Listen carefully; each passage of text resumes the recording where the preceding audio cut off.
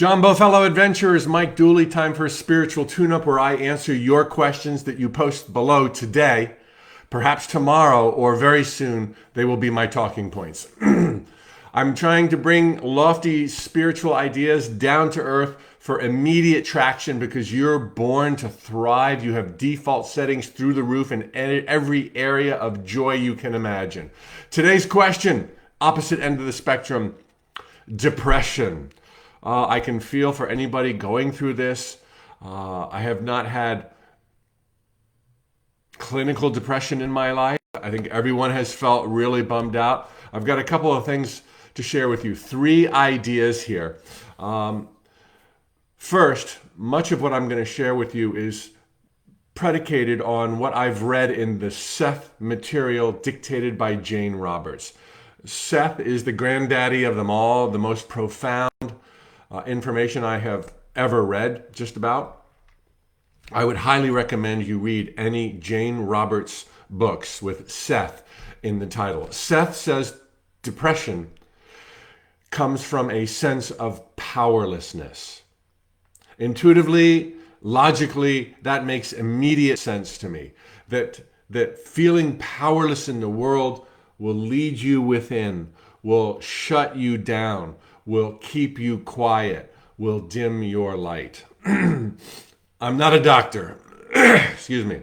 So please play both ends to the middle. See your doctor, see your therapist, reach out for help, and consider some of the ideas I'm going to share with you simultaneously to all the other valuable resources that are out there.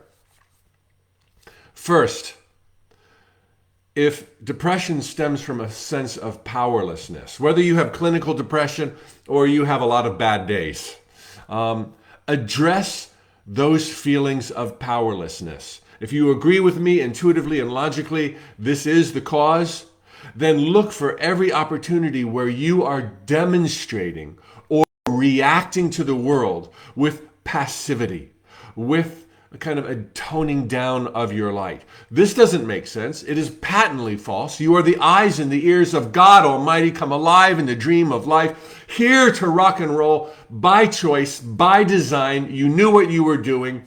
There's no one else, nowhere else you'd rather be than here and now. And there's no one else that God would rather be than you. Exactly for the lessons and the challenges that you are now going through, including the depression.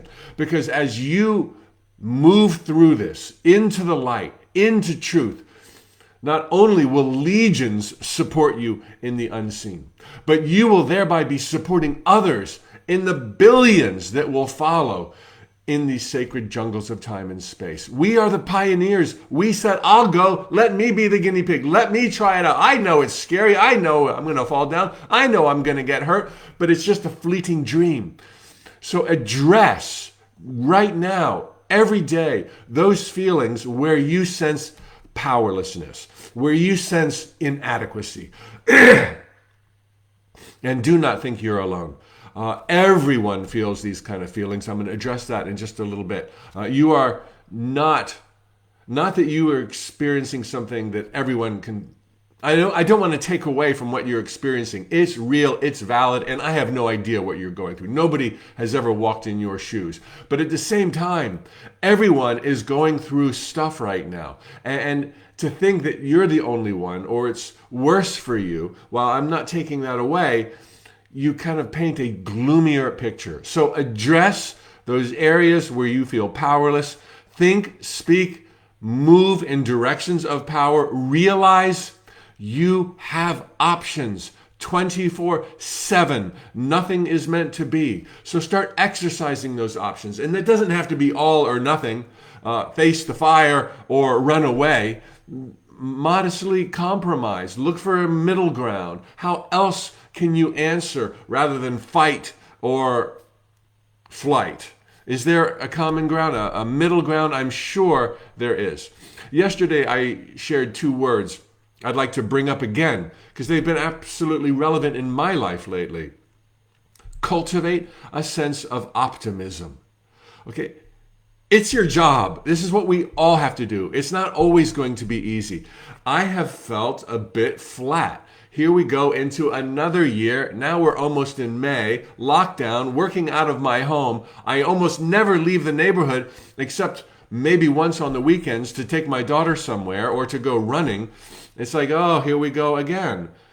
And you can either let that current drag you back out to sea, the sea of languish, or you can take the initiative and ask yourself what excites you. Decide now to plan for normalcy returning. What can you do at home that would be pleasurable? Excuse me. I apologize. I have some allergies. I always remember, back to the Seth material, Jane Roberts was a rather sickly, very thin lady who died, some would say, prematurely in spite of channeling the Seth material. And she had an aversion to food and eating. I can relate to that very well. I'm the opposite of a foodie. I'd rather take a pill than eat food. But Seth said something so obvious. Seth said, look for food you like. Seek it out. Learn it. Try. Sample, which is the last thing you want to do when you don't like food. And I have done this in my life, and I have found food that I like. I'm actually on a diet right now. And twice in my life, thanks to my wife and her good cooking, I have actually had to cut back on food because I have found the food I like. And in life, what is it that you like that you're not doing? Or perhaps you need to experiment. Perhaps you've been inside too long, in here too long, whether it's books or a craft or a hobby or a sport, other ways to challenge yourself. This is our job. So it's not, I don't know what it is for me that lights me up. Well, it's your job to go find out. You have to have a little bit of tough love with yourself. You have to kind of clean the surface, especially if you've kind of been locked within for too long. I sympathize. I hurt for you. I can feel it. But I know there's hope. I know you got this. I know that the sun is shining out there and that all of us deserve to be and can be filled with joy and a sense of optimism, even though we must cultivate it in the beginning. So push your comfort zone. Go outside of it a little bit. Search the internet for meetup groups. Go into the neighborhood, be of service, volunteer, help others who are going through maybe what you're going through. It's the fastest way to healing. Cultivate a sense of optimism. I'm doing this now in my own way for the things that excite and interest me, and suddenly it's like, oh yeah, I don't have to be going into this cave. I can be like, there's cool stuff the world over, and all of it's accessible through the internet, virtually all of it. The third thing I want to share with you, stop feeding the beast.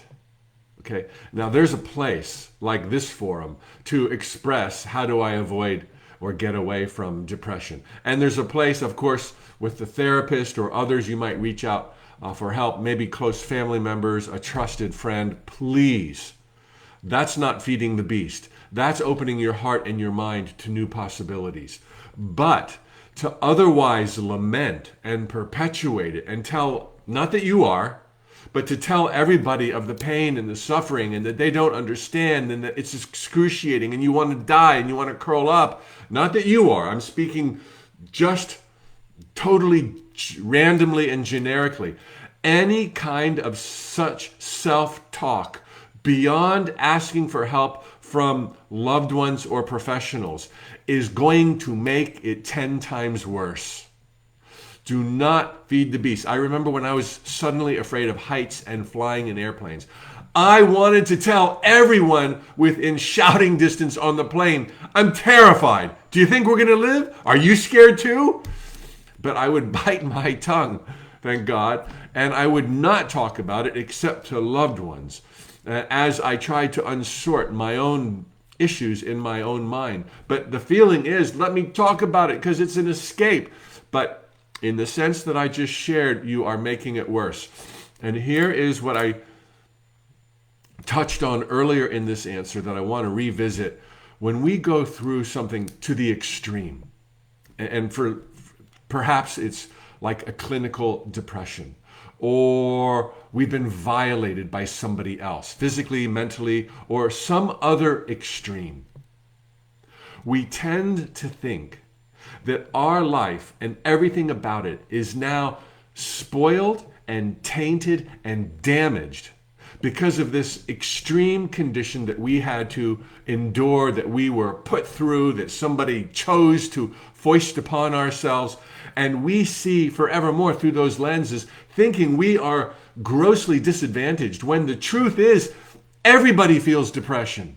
Everybody feels taken advantage of. Everybody feels abused at some point or another in their life. Not taking away from whatever you have been through, undoubtedly more extreme than what I have been through. But you so have it within you to rise above it. And what you don't know is that everybody is tangling with their own lions and tigers and bears. And you tend to think, because of the extreme nature of what you went through, you alone have this monster to deal with, and everyone else got an easy pass. Everyone else is treading water right now. Okay? And while they're soaring, I mean, I just saw an article about Prince, or think of the celebrities who seem to have it all, surrounded by beautiful people and exotic vacations, and they go commit suicide. They never had it all. Robin Williams, oh my God, what a heartbreaker. Everyone's dealing with this stuff.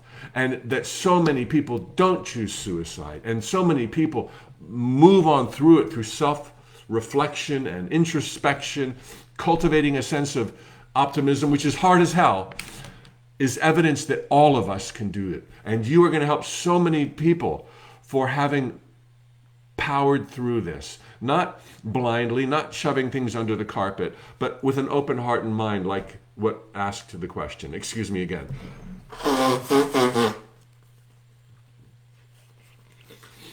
Okay. So, fellow adventurers, you're not alone. You're loved and adored. You have what it takes to rise above whatever you're dealing with right now. You are poised for greatness. You are on the cusp of your own inevitable success. You already crossed the tipping point towards your inevitable success. Do you see it? No. Does it feel like it? No. That's the way it works. You stay there in your mind, and you stay there through your decisions and your choice of focus and the words you speak, and everything shall be transformed. Lots of love. Hasta la pronto. See you mañana. Thanks for the great questions. I've got more great questions lining up. I'm always looking for more great questions. The feedback the other day was pretty split. Half of you want more Q&A and half of you want an agenda. I ought to tell you, every Tuesday morning I do a 30 to 40 minute mini manifesting workshop with an agenda. That's the Infinite Possibilities membership. It's $15 a month or less if you get an annual subscription. Just telling you because you're asking for it. I'm going to continue doing these for free. They're going to continue to be Q&A for the foreseeable future. I may yet look for some volunteers and try to do a coaching session live. I've never been a life coach, but except for fixing this guy, I would love the opportunity. So post your questions below. Stay tuned for more. Do you like the new lighting? Is my face too shiny because of my allergies today? Well, I hope all is well in your world, and I'll see you tomorrow. Hasta la pronto. Thoughts become things.